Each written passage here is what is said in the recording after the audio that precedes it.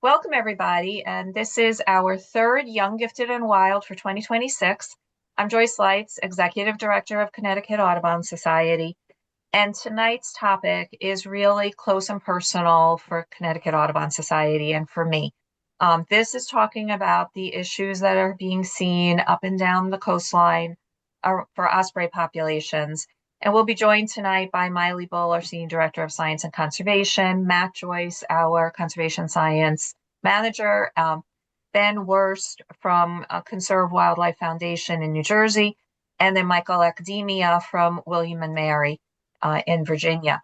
And we are all looking at what's happening to our osprey populations. Miley has been talking to states all around us about what's happening with their populations. In Connecticut, our population has been holding fairly strong, stepped back on its productivity a little bit in this last year in 2025. And so we want to make sure that we're staying ahead of this and not waiting until it's too late for us to turn it around, or it's going to take us too long to turn it around. So I want to thank everybody for joining us. As I said, this is the third in our series. We have one more part of the series next week, and I hope you'll join us for that one too. That's Joanna Harvey talking about avian flu, another topic that is of interest to many of our supporters and members. Just a reminder, all proceeds from Young, Gifted, and Wild About Birds fund Connecticut Audubon Society's conservation programs. So by joining us this evening, you are supporting conservation across Connecticut, and I cannot thank you enough for that. I'm gonna ask Miley just to take a moment to introduce himself, and then we'll have Matt introduce himself. Okay, thank you, Joyce. Thank you very much. It's a great introduction. My name is Milan Bull, and I'm Senior Director of Science and Conservation for the Connecticut Audubon Society.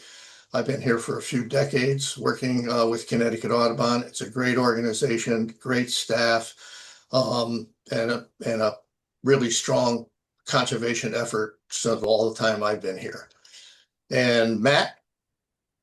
Thanks, Miley. Yep, my name is Matt Joyce. I'm the Conservation Science Manager, and I manage the Coastal Center at Milford Point. Was working with Connecticut Audubon Society as a shorebird biologist for a few years, and I've been in this role for now coming on to half a year.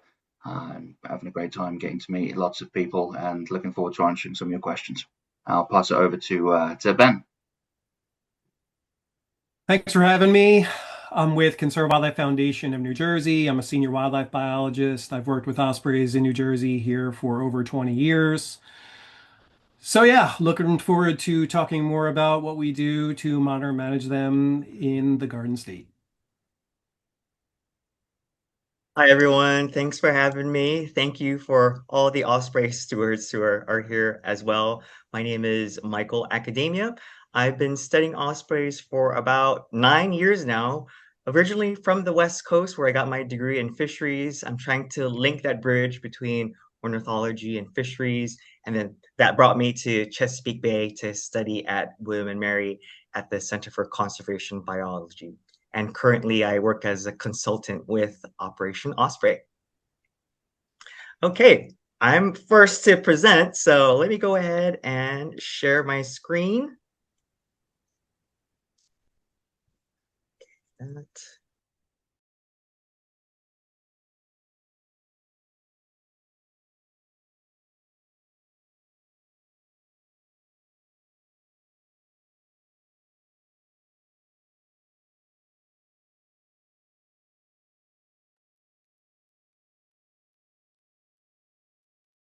Michael, you're muted. Yeah, we lost your audio, Michael. Sorry.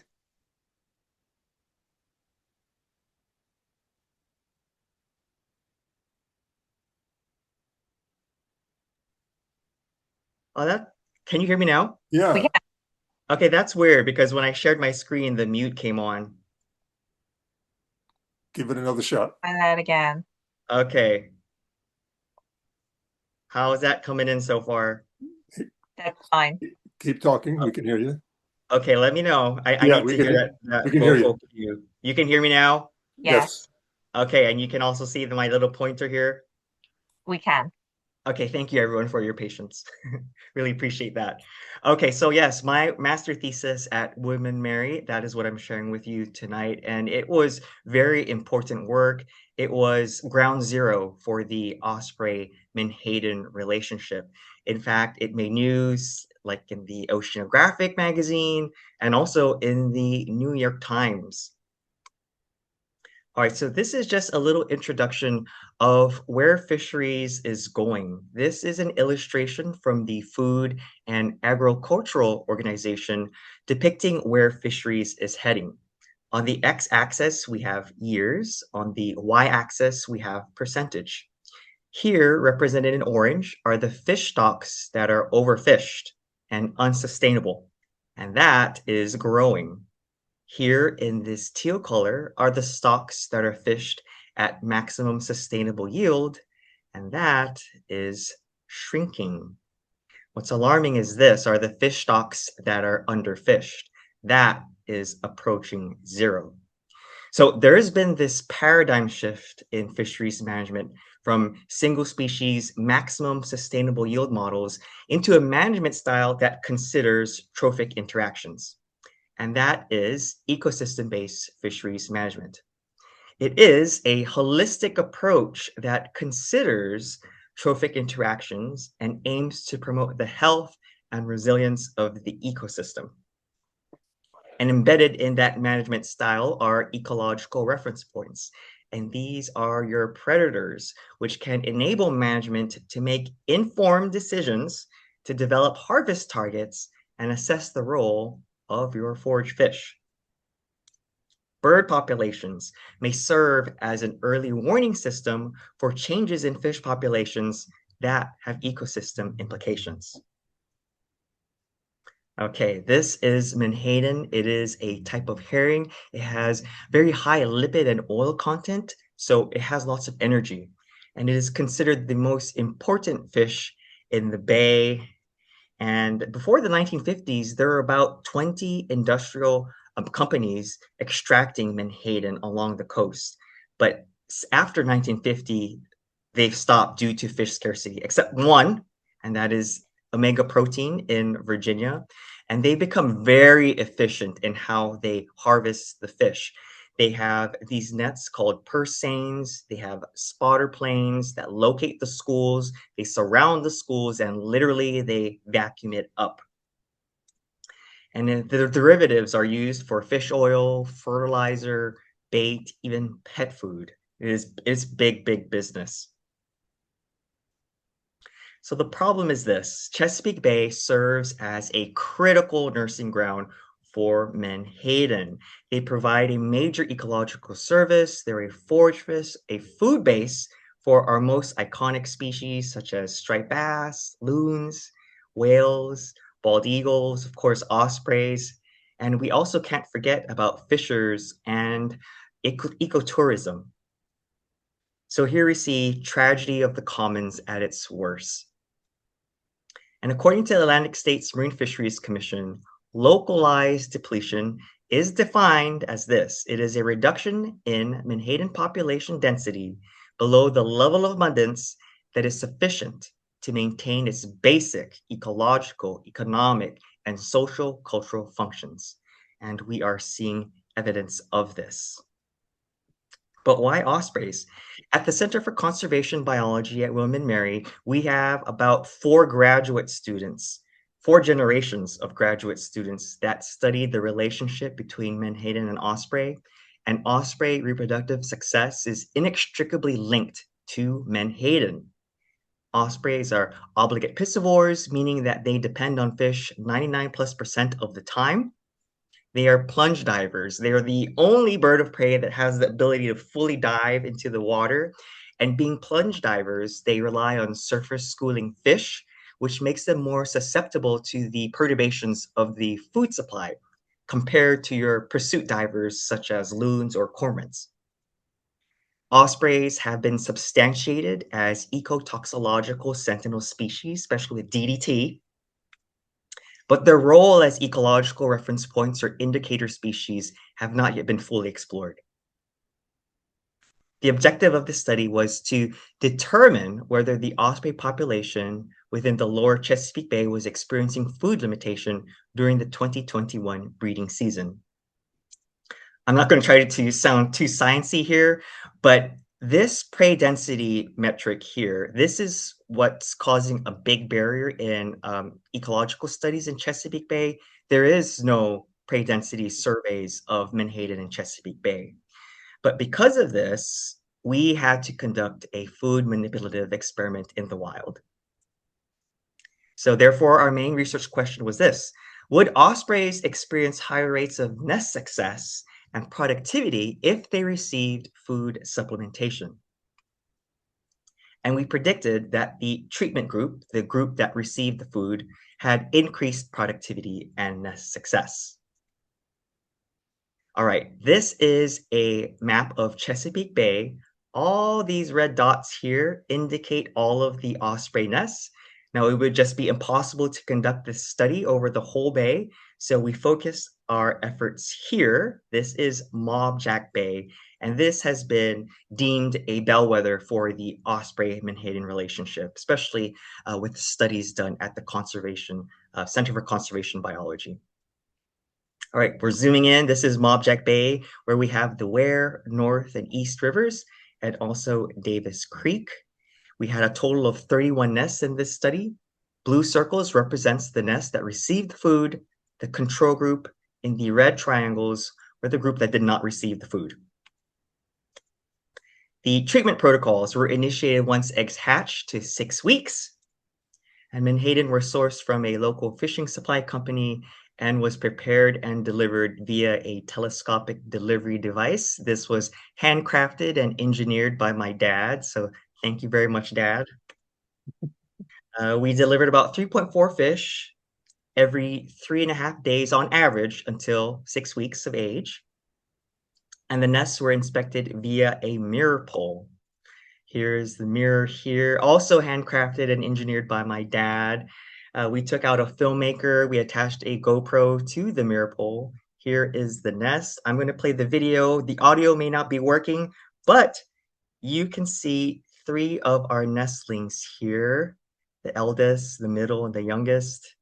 Great camouflage, and you have mom overhead circling. All right, for the results, the food addition group, we had 13 of the 60 nests that succeeded at 81%. 3 nests failed during the first 1.38 weeks, and the reproductive rate was 1.3 young per active nest. For the control group, only 5 of the 50 nests succeeded at 33%. 10 nests failed during the first 2.2 weeks, and the reproductive rate was 0.47 young per active nest. And I'll go over the significance of this rate very soon. We also attached trail cameras to the nests just to see what type of prey they were delivered to the nests. Here we have menhaden. This is good. That means there were some schooling fish here. We also saw lots of gizzard shad. Look at the size of this gizzard shad. So 39% of the diet consisted of menhaden, 10% herring, about 6% croaker, about 6% gizzard shad, and 5% spot. Okay, let's go back to that important metric. That's the productivity rate. This was a study done by Dr. Rob Beauregard et al. And the different lines that you will see here, this represents all of the different osprey populations that they studied. This red dotted line indicates the productivity rate that's needed to sustain the osprey population. You can see here in the 60s and the 70s, this is the DDT era, the prime era. You can see that the productivity rate was below this threshold. For our study, the productivity rate at 0.47 was below that during the DDT era. We then continued to do our surveys. In 2023, we looked at 83 nests, and at the end of the season, we only had 3 young. I don't think they even made it, but at that productivity rate, you're approaching 0. For Chesapeake Bay, the productivity rate that's needed to support or sustain that population needs to be at 1.15, which is higher than 0.8. And for a food addition group, it was right up there. That's right where it needs to be. At Chesapeake Bay, we have the world's largest breeding population of ospreys with about 20,000 individuals. But with this productivity rate and it getting worse, that will change the dynamics for sure. So in conclusion, ospreys are sensitive indicators of menhaden availability, and we need that sustainable productivity rate. But even when you go out and you watch nests, you can see the stark differences between some of the young. If there's food stress here on the left, we have the eldest. You can see a food crop that's full, good body condition, whereas the middle nestling, no crop and just emaciated. Okay, let me go ahead and stop sharing there. Thank you so much. Okay, take it away, Ben.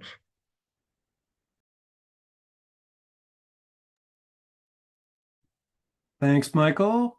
Great talk and great research. All right, I'm just gonna start sharing my screen here, get my slides up. All right. So yeah, I've been working with ospreys for 20 years.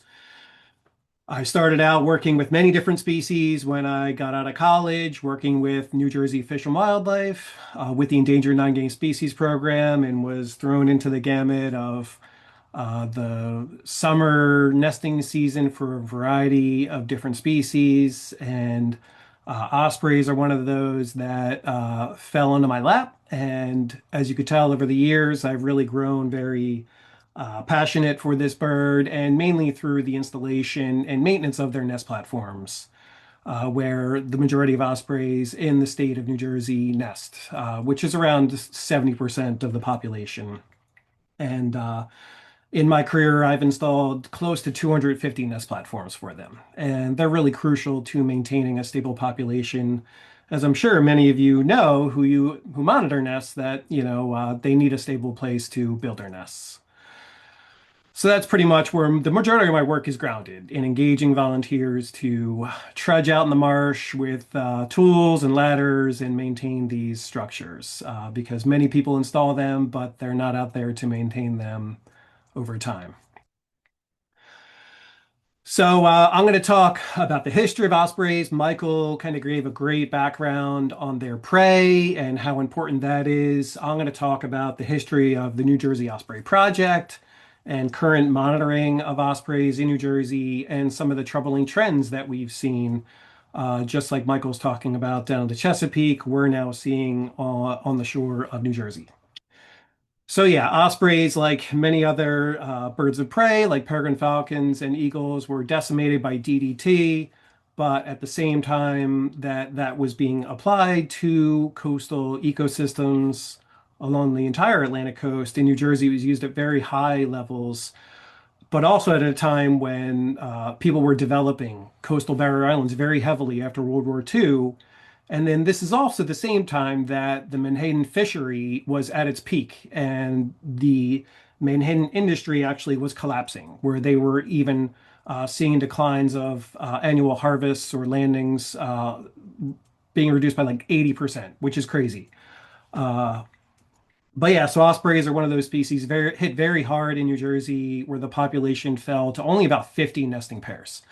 So almost totally extirpated from the state of New Jersey from the combination of all of those different impacts.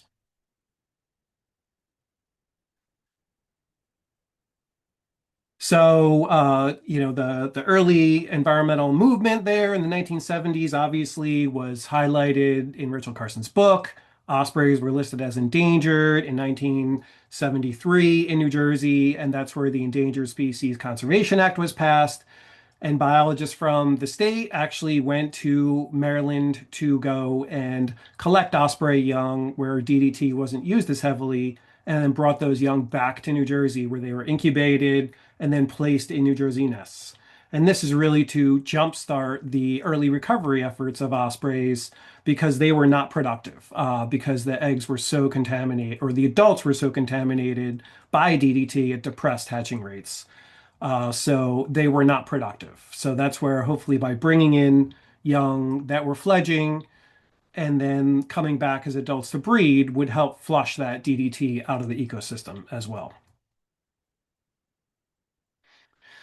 So to combine those transplant programs, which was very innovative at the time, it wasn't really widely known how well this would work, but ospreys also needed places to nest. So this is where biologists in New Jersey, like Pete McLean, Kathy Clark, to name a few of them, worked with public utility companies, including some of the ones who even broadcasted DDT on our salt marshes to install nest platforms in remote parts of the marsh where obviously access was very hard.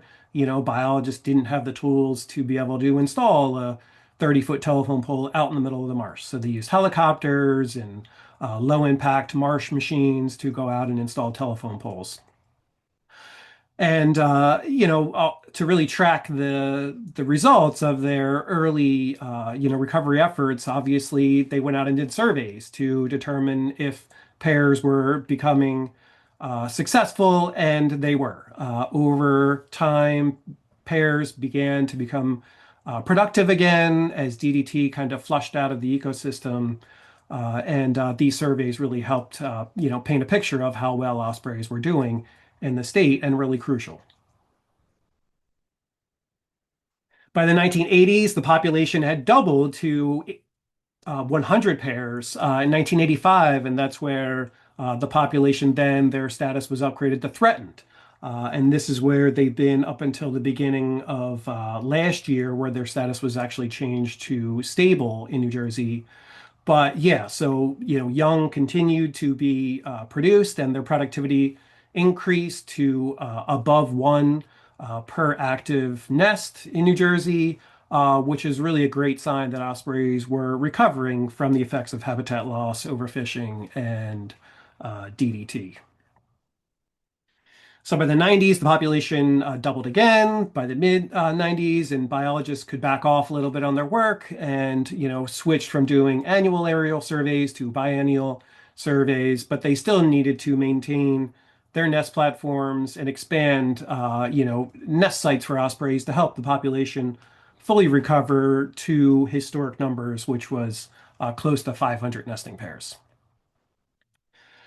So now in more recent years where I've worked with ospreys, so this is where the osprey population has grown to above the historic population estimate of over 500 or around 500 nesting pairs. We surpassed that in 2013. This is when we actually mapped all nests in New Jersey on Osprey Watch, which I'm sure many of you are aware of. So it's a global osprey watching community, and this was a way for us to engage the public to go out and survey nests like many of you osprey stewards do, which is really key to help, really keep your finger on the pulse, if you say, of the population. And what we've seen really is ospreys, their population growth rate has slowed, but they've continued to grow, and we estimate the population's around 1,000 pairs. The highest number we've ever actually recorded was around 800. But in recent years, we've seen the effects of coastal storms on ospreys, where it's, we've seen a lot more brood reduction and higher nest failures, which I'm going to talk more about shortly. So if any of you have been to New Jersey, I'm sure you've seen an osprey nest, just like Michael's map there of the Chesapeake. Ospreys pretty much line our coast. Marking all of our waterways and tributaries and estuaries. So really just cool when you look at any coastline in the world, you see ospreys nesting there. So what we do to monitor ospreys, so we have a small group of volunteers who go out and do surveys for them. We typically go out by boat and survey very dense colonies of around 40 to 50 pairs. This is where these surveys are done typically once during a season, and this is where we try and determine the outcome of these nests, so then we could determine the overall population status and health. So that's where, like you saw the picture that Michael showed. This is the ground shot showing us up at a nest where we're actually banding. Typically, we band around 25% of young produced. And otherwise, yeah, we do use a GoPro as well to look in the nests and see the contents of those as well. So one of the things that we've seen over the past few years, which I mentioned, is a reduction in productivity in certain colonies, specifically along the Atlantic coast. And this is where we've, these have kind of been showing the impacts of food stress with brood reduction that we're observing. And this typically has been seen after coastal storms, and the majority of them have been witnessed directly through Osprey cams along the coast of New Jersey, which are really crucial to really knowing what we're going to see later on in the season when we actually go out and actually survey nests. And the number of nest failures in turn are a result of, a reduced prey availability that we see on the coast during the summer months. And it's really easy to see what ospreys eat. Luckily, they're very highly visible species, right? So this picture was taken of an osprey flying off the beach on Long Beach Island, New Jersey. So easy to see what they're eating. And you can see why they're eating the fish that they do, menhaden there, because they're just such a readily available school and an easy target for ospreys. And another photo here just showing what it looks like on a Jersey Shore beach in the summer there as well, with these fish being readily available, sometimes even very close to shore, as you can see here.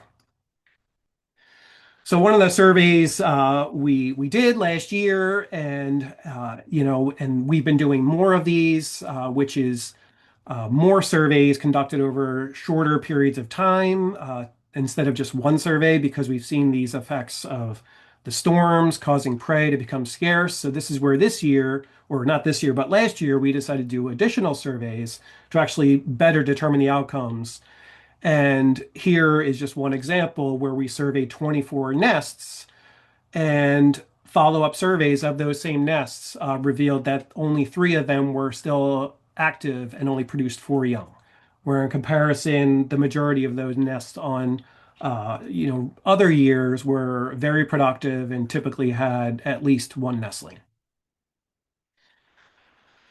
And so here's a photo of one nest in particular. This is one that's a natural nest, which could be susceptible to predators, but this is on an island. So we are seeing more nests like this that are, isolated. And so this is one where they were incubating in May, and then we went back in June, and this nest actually was not even predated. It was just abandoned. And this is where I wish I had a photo close up, but that nest there on our follow-up survey still contained 3 eggs, but the adults had abandoned the nest.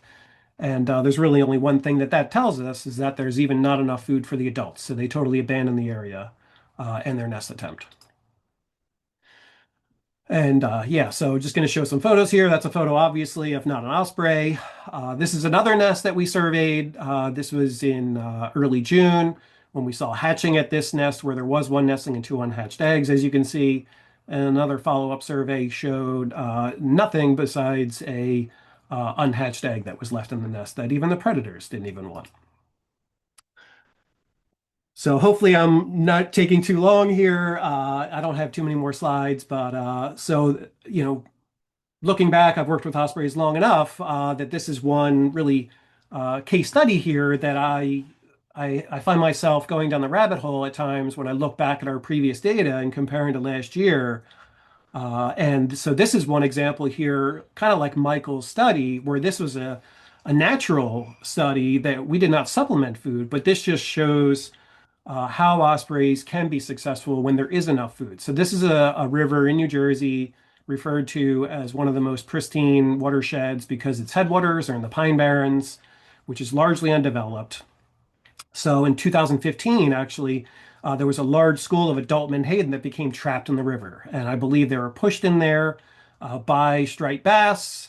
and then they were stuck. They couldn't get out of the river, and ospreys had a field day, and they were very productive, as you could see in the chart here, where their productivity rate was 1.7.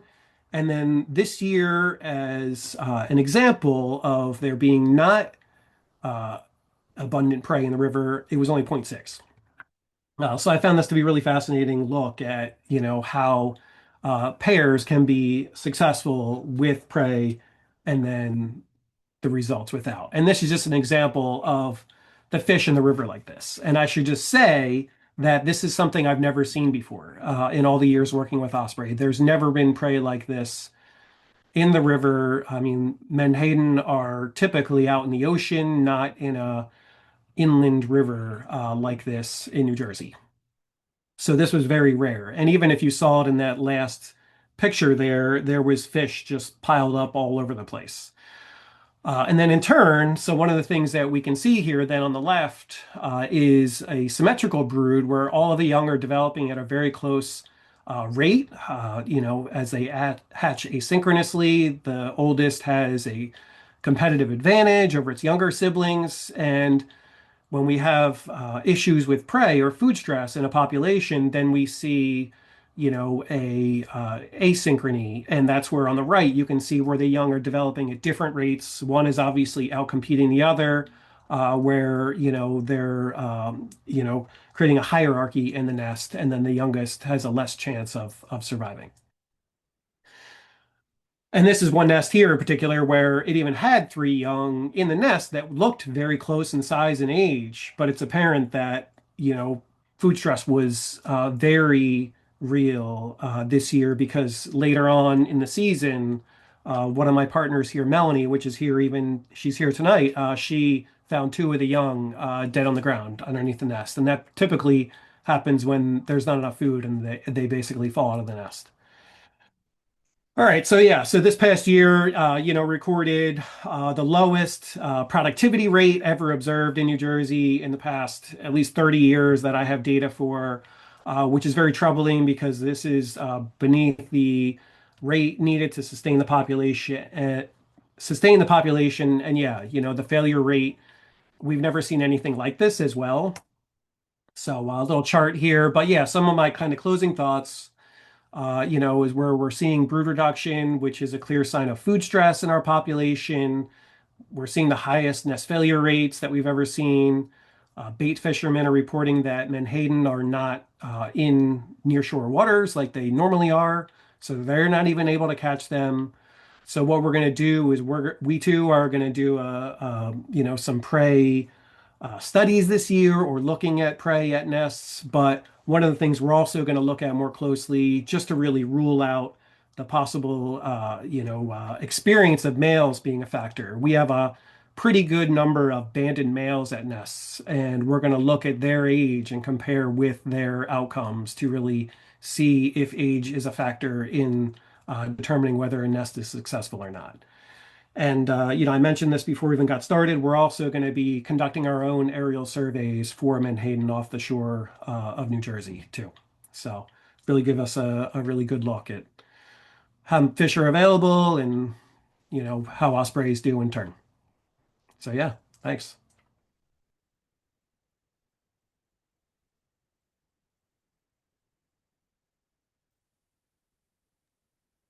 Thank you, Ben. That was a great presentation. Brings us really up to date on what's happening a little south of us.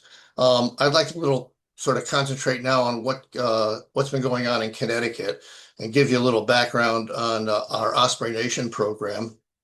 Connecticut Audubon Society's Osprey Nation was created in 2014 as a statewide citizen science effort aimed at monitoring the size, productivity of a Connecticut's osprey population. So we have volunteer stewards that sign up to visit osprey nesting locations starting in March and continue with field observations, ideally bi-weekly or more, hopefully through September. Our monitors find pairs, they watch for incubation of eggs, determine when the young hatch and how many, and then ascertain if these birds are able to make it to the point of fledging. That's my goal, is to look at fledging numbers. And if we go, I see we're already at the first table here. So if you look at this table, you'll see that we started in 2014. We had 100 stewards that were looking at. Let's see, I don't have the.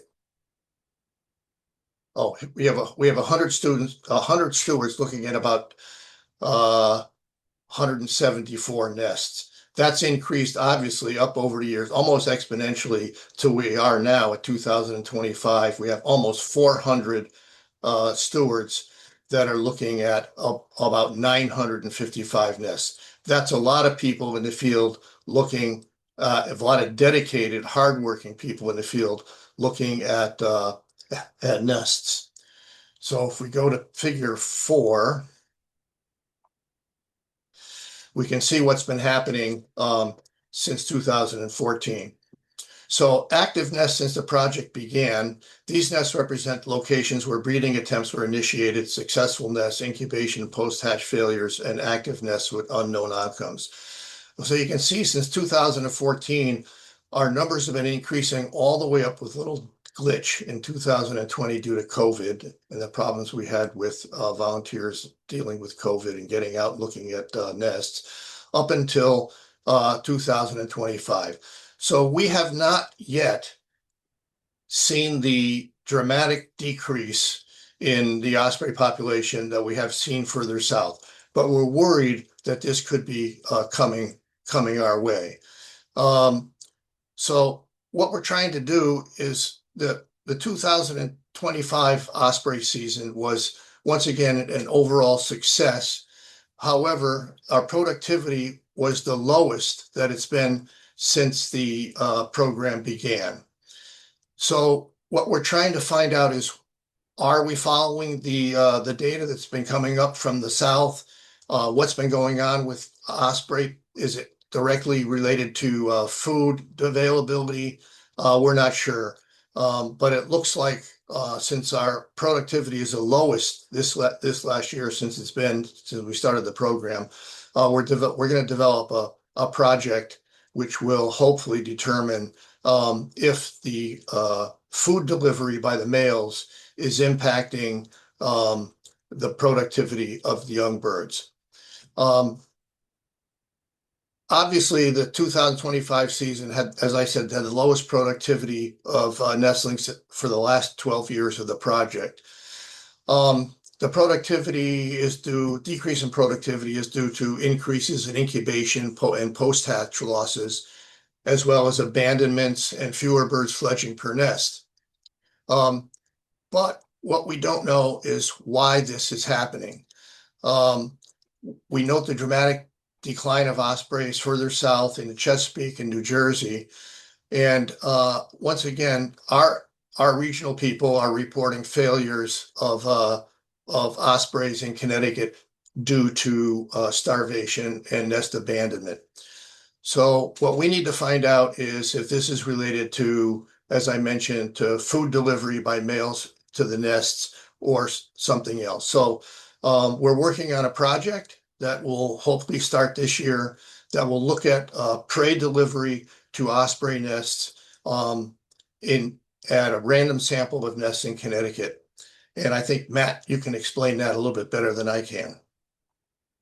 Yeah, sure can. I just want to say, thanks to Ben and Michael. It was really enjoyable talks as, grim as some of the data is there. And yeah, so, we have our Osprey Nation project that we've been running for a while now. But we are looking to expand our work with Osprey across the state with a prey study, similar to what Ben is describing to be happening in New Jersey. And yeah, this is going to be rolled out this year. As Miley kind of touched on, we haven't quite seen the dips in productivity amongst our pairs as being seen in the Chesapeake Bay area, but it is something that is concerning.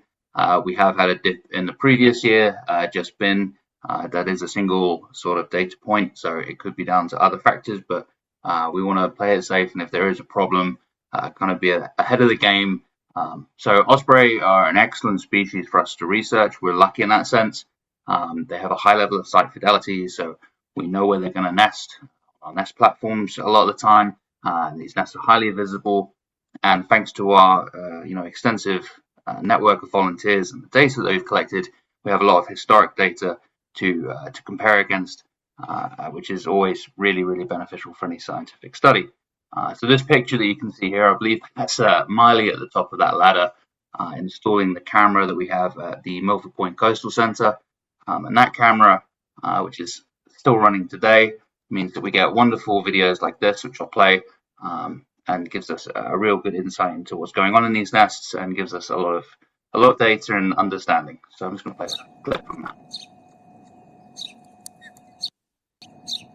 We can see that the adults, I believe the second conservation manager actually watching the slide and doing the camera for us. But feeding three young chicks there, we can see the fish quite clearly. There's lots of things like the actual bill, which you can use scale, among other sizes of fish. So Your audio is a little garbled. Matt, you're breaking up while the video's playing. So you may need to repeat that. Okay. I was just touching on that this is excellent data for us. We can attach scales to these nests so we can actually work out the sizes of the fish. And so what we're proposing for our next the 2006 Osprey study is that we're going to attach trail cameras to a small sample of our nests, and those trail cameras are going to be periodically taking photos. And through that, in a similar way to the studies in the Chesapeake Bay area, we'll be able to monitor the prey that's being brought into these nests. We'll be able to determine the species that are being brought into the nests, the size of the prey items, and then we can use existing data to work out the calorific value of all of the prey being brought to those nests. We're also going to expand on some of the other studies by introducing an AI component to this. This will obviously generate a lot of photographic and video data, which could take many, many months, if not years, to manually go through. So we are working on developing an AI software that will be able to go through all of the data that we attain, so that we can work out which photos have got fish in and which don't.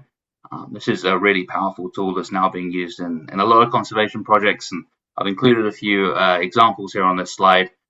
Everything from predicting wildfires to managing forests, and we're hoping to use this tool to increase our sort of analytic power. But yeah, if we have any questions regarding the project, be more than happy to answer them. And thank you.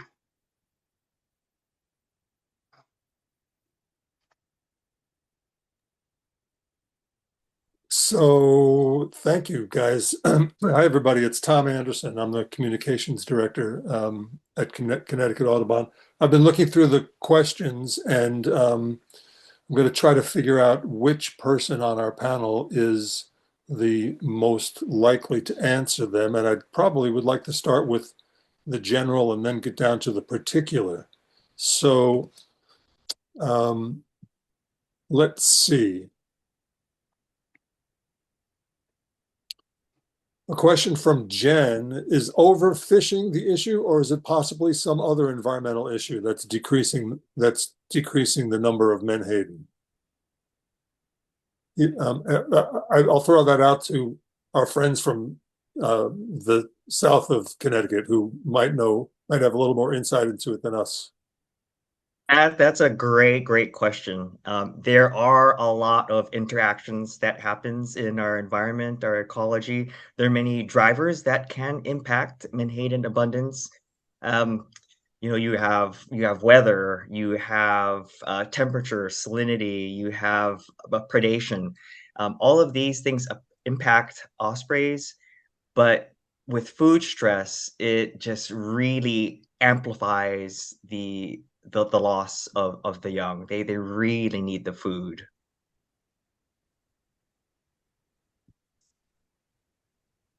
Yeah, I mean, I could add a little bit too about the overfishing, I guess, too. I mean, in New Jersey, they, believe that they're not overfished.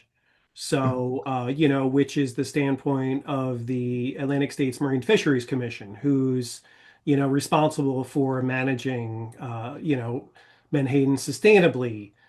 So with their, they believe they're not overfished. I think one of the things that they're really not taking into account are the reports from, other fisheries biologists or experts in the field, and also commercial fishermen who report, what the ospreys are telling us, and that's that, the adult menhaden are not as plentiful. They're not as abundant on nearshore waters where they're available to osprey.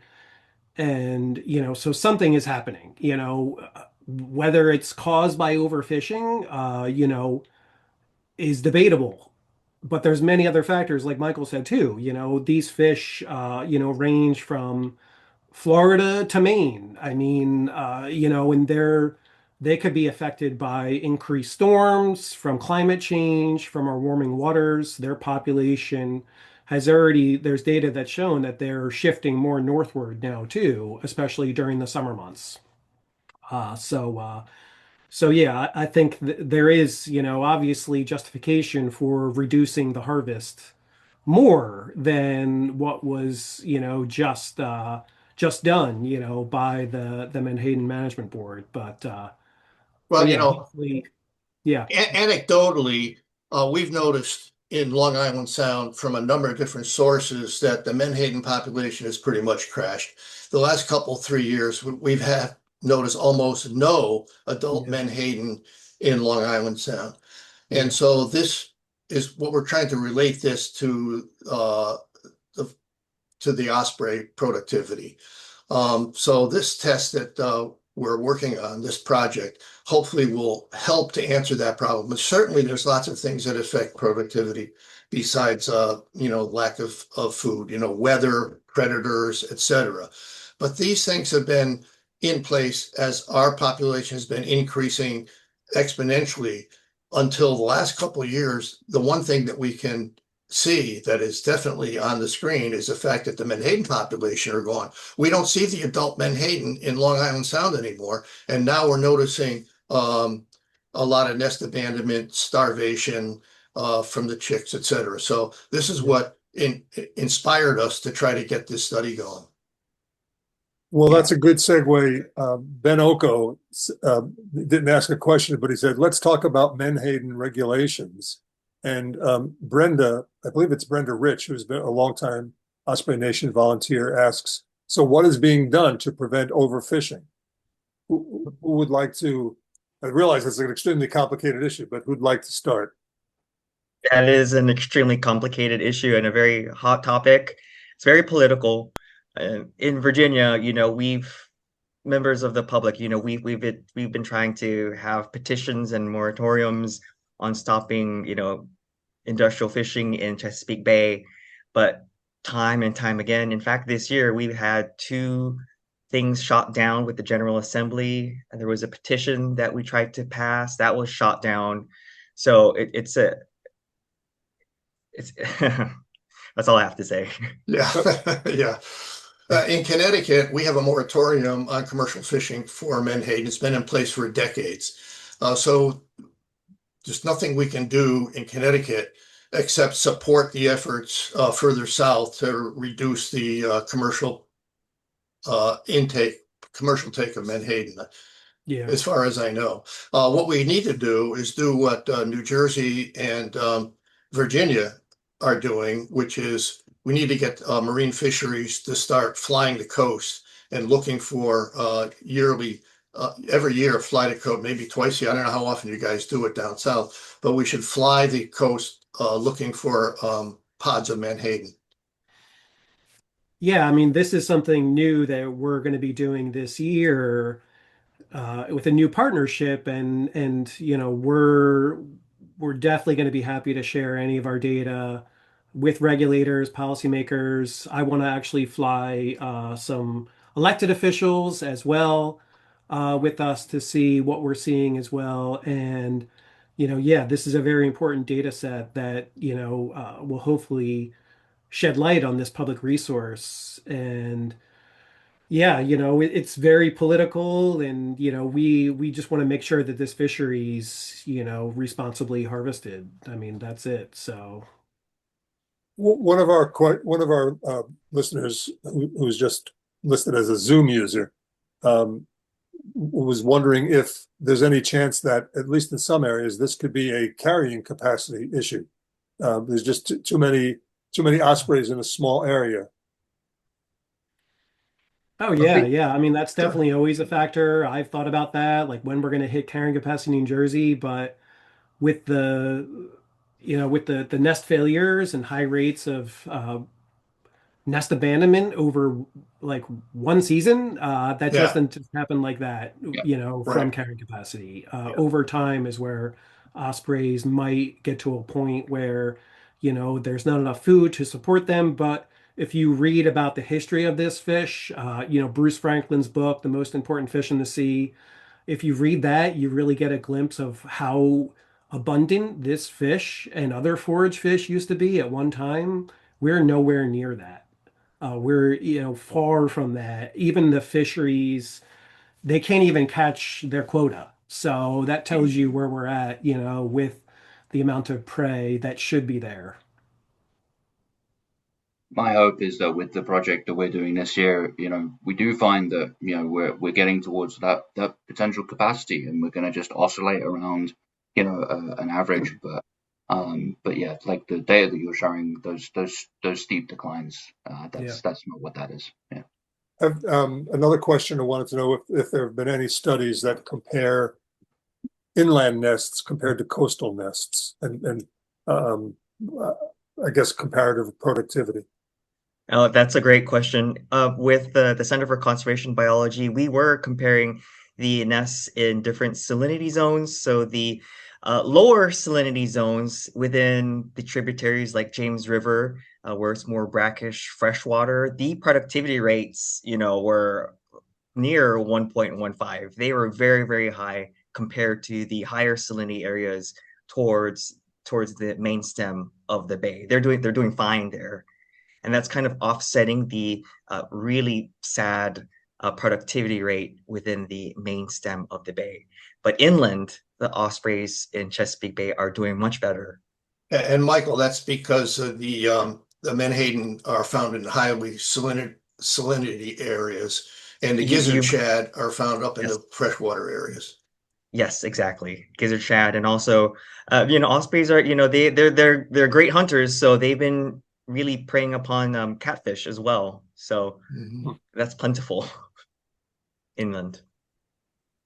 Our I, project will also be there'll be an upland component to the project in Connecticut as well.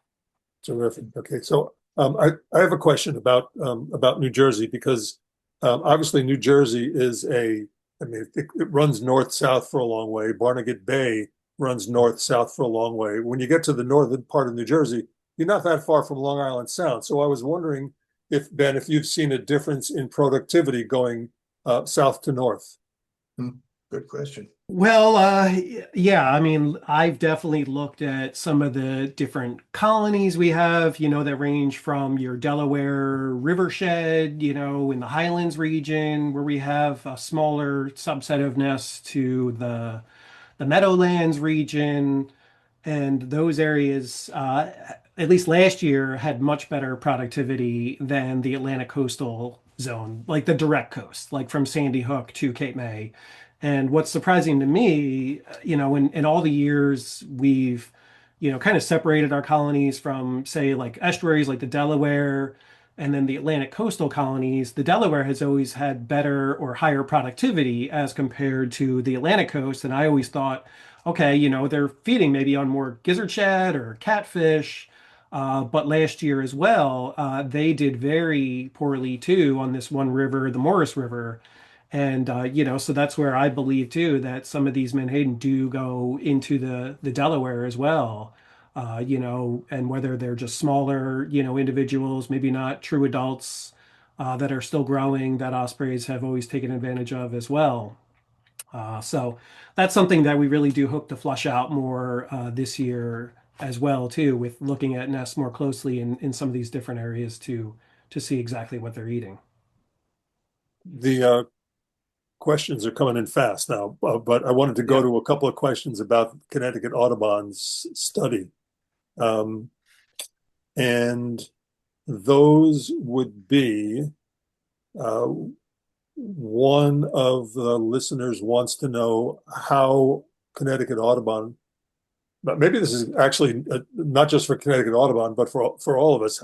How do you choose which nests to put cameras on? So it's a random design. We are splitting the state in two, so like there's going to be an eastern or west component, and then nests are going to be have been assigned numbers just sequenced randomly, 1 through to however many nests there are in the east, and same for the west. And then we go through those in order essentially to avoid any site bias. And some of those nests are going to be unsuitable. They put them in some of the strangest places on top of the poles on a railway. I'm not climbing up that ladder. So those nests get kind of struck off, and we move down to the next one until we have a suitable set of nests to work with. But we're choosing nests that have been active Yes, for the last at least for the last 3 years. So we're choosing Correct. no that we don't want to put cameras on nests that have been inactive. So we're going to choose nests that have been active for at least 3 years with at least an egg in each nest for every year, and hopefully more. So we're not going to be putting up cameras on inactive nests.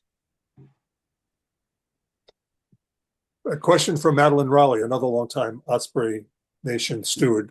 Who will be doing the Connecticut study? Connecticut Audubon, obviously, but then she asks, will it be, I guess, specific people, interns, volunteers, and will there be a coordinator? Yeah, I'll be coordinating a large amount of it. There's other colleagues we have within the conservation department that will also be involved. We're looking into hiring interns who are doing a lot of the analysis of all of the photographic data. So with the AI component, kind of getting all of our photos with fish into a folder, they'll be then able to run image analysis. The AI software will also need a period of training, so those interns will be able to go through those photos. And yes, this does contain a fish. Here it is. No, this doesn't. So yeah, it'll be supervised by me, and then there'll be a couple of interns working on the project. Also, we're going to need installation people as well. Yeah. And one more question about Connecticut, and that is from Sarah Middleyer, a member of our board of directors. She wants to know if last summer's heat waves might have had an effect on the drop in productivity in Connecticut. Yeah, absolutely possible.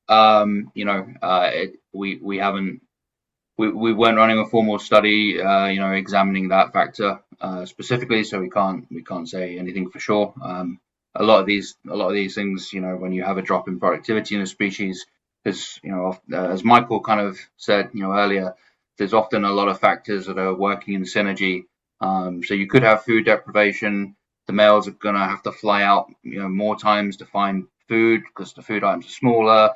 There's less incubation, so then heat stress comes into it and plays into it and causes that that problem.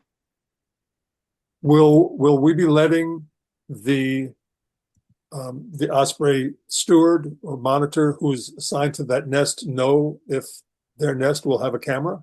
Oh, absolutely. Yeah. Good. Let's see. There are, question about further up the coast. Any concerns about Massachusetts and Maine osprey populations? This questioner, whose name is Paul, says, I've noticed a reduction in osprey numbers in Penobscot Bay. There's been an effort by Maine politicians to increase fishing in that area, which could be a factor. Bald eagles are very aggressive and interfere with osprey fishing and prey on nestlings. Do any of you guys know about down east, as they say? Yeah, I've been in touch with the Maine people. I don't have any direct numbers, but it looks like their population has either leveled off or is beginning to drop as well as New York. I'll be talking to New York people tomorrow, actually, on Fisher's Island, who are interested in doing a similar type of Osprey Nation program there, because they've noticed ospreys are don't seem to be as productive as they were, but they don't have any particular data. So they're working on how to collect that data, and they're going to model our Osprey Nation program. Yeah, in Maine, I mean, yeah, I don't think there's really an active monitoring project up No. there because there's just, well, think about it's a bold coast. So, there's a lot of territory to cover up there. So they don't really know how, the whole entire population is doing. I think that they, assume that they're doing well, and we can only hope that they are. But yeah. Yeah, anecdotally, I just know from people who've been watching osprey nests in Maine for a while, say they don't seem to be quite as productive as they were, but that's not definitive data. It's just Right. observations. Yeah. Here's a question for next week. Actually, Marissa wanted to know if there's any impact of avian influenza on osprey populations. Marissa, tune in next week when Johanna Harvey from University of Rhode Island will be talking about avian influenza. We can ask her that specifically, unless any of the guys here tonight happen to know. Not significantly. I mean, there are some interactions with some house sparrows. Sometimes they bring some dead seagulls onto the nest, but it may happen anecdotally, but not significant enough to impact the population. Yeah, we haven't seen that. We've seen some birds who we believe were impacted by mercury or high levels of mercury. I think that's more concerning, the heavy metals, because they bioaccumulate, but otherwise, yeah, AI hasn't really been something we've seen in ospreys in New Jersey. Eagles, that's a different story. So there's threats to them, right now going on pretty bad in New Jersey. So with just a lot of waterfowl that, are carrying that. So going back down to Virginia, a question about omega. If omega isn't catching their capacity in recent months and years, isn't that proof, in quotation marks, isn't that proof enough that the menhaden population is diminishing? You'd think. Um, I do have a closing message for all of you there. Omega protein has been traveling out of the bay and they're going further north. So it's a warning. We'll see it soon enough for Yeah, yeah. I ourselves. mean, that's Yes. So one of the things too that, I mentioned storms, and that's where we're trying to figure out how storms affect menhaden. And and that's where talking with fishermen is really key to learn more about the life history of this fish and what they do during storms. And they've reiterated to me that, they fish into the current, when they're feeding. So that means that they move offshore, and that's not good because, those reduction fisheries like that, they can fish off of the 3 nautical mile line in New Jersey. And this past year, too, when we saw many nests failing, in late June, that's when Omega was offshore of New Jersey, actively catching every single school that was left. And then, you heard what I said happened. We saw the highest, nest failure rates ever observed. So it's definitely a troubling trend. And, I've kind of said this too to other people in conversation is that, if the fishery truly is not sustainably managed, I mean, we already saw what happened in the past, and they're basically going to just put themselves out of work. I mean, so, or they're going to have to travel much further to go and catch these fish, if they're up off of Cape Cod or in the Gulf of Maine, which I don't So think that they'll do. also, I think I read where Omega is now catching um, younger and younger age groups of menhaden. So they're Yeah. not getting as many adults as they were. Is that the case, Michael? Well, we're seeing, peanut bunker Yeah, peanut more butter, here, but right? the size classes, again, we don't have that information. They're not doing surveys here. So again, it's just in the dark. So Sounds like we need to get Greenpeace involved here. I have a question that's kind of related to that is, um, are there opportunities now or will there be for organizations like Connecticut Audubon to use we have a fairly large network of people who are looking to advocate to public officials on these kinds of issues. Where are these things being decided and how do we sort of unleash our members on them in a respectful way, Yes. of course? Oh, absolutely. Yeah. We've been trying. We've been going to the General Assembly, the Virginia Marine Source Commission, the Atlantic States Marine Fisheries Commission. If we can, form a coalition that is multi-state with public strength, a lot of public strength, then our voices will have to be heard. We're still, building. We're still building, and we're trying to get more and more people and organizations to help before it's too late. Yeah, good. Well, I think we'll probably end there. It sounds like it's going to be an amazingly interesting Osprey season. The Ospreys will be back probably in a month or so. Yes. So some have on their already way. been reported some have already been reported. Oh, wow. Interesting. Yeah. Yep. in Connecticut. Yeah, I think too on the, how people can help, it's definitely, attending whether virtually Atlantic States Marine Commission, Fisheries Commission meetings, paying more attention to that. These are elected officials who are politically appointed there to, they're appointing their members, who make these decisions. So, and they work for us. So that's it, but yeah, we also have our job too of using our data then too to hopefully inform these policymakers as well too. Okay. And protect your stronghold there, your forces on the ground. Unite. Yeah.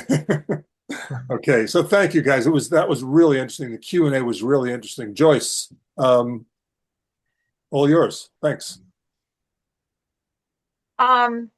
Yeah, thank you, Ben, Michael, Miley, and Matt. Wow, we had quite a few M's up there on the screen today, didn't we?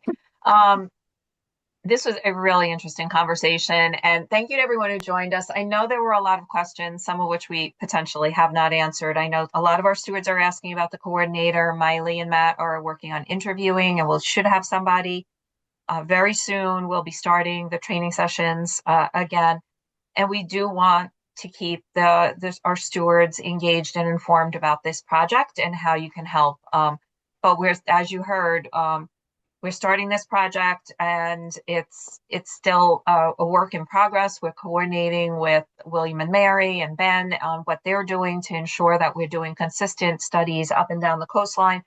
And Miley is staying in touch with all the people who are looking at ospreys in New York, Massachusetts, New Hampshire, Rhode Island. It's something that's of concern for us. Thank you so much for joining us tonight. Thank you, Ben and Michael, for sharing your studies and your information.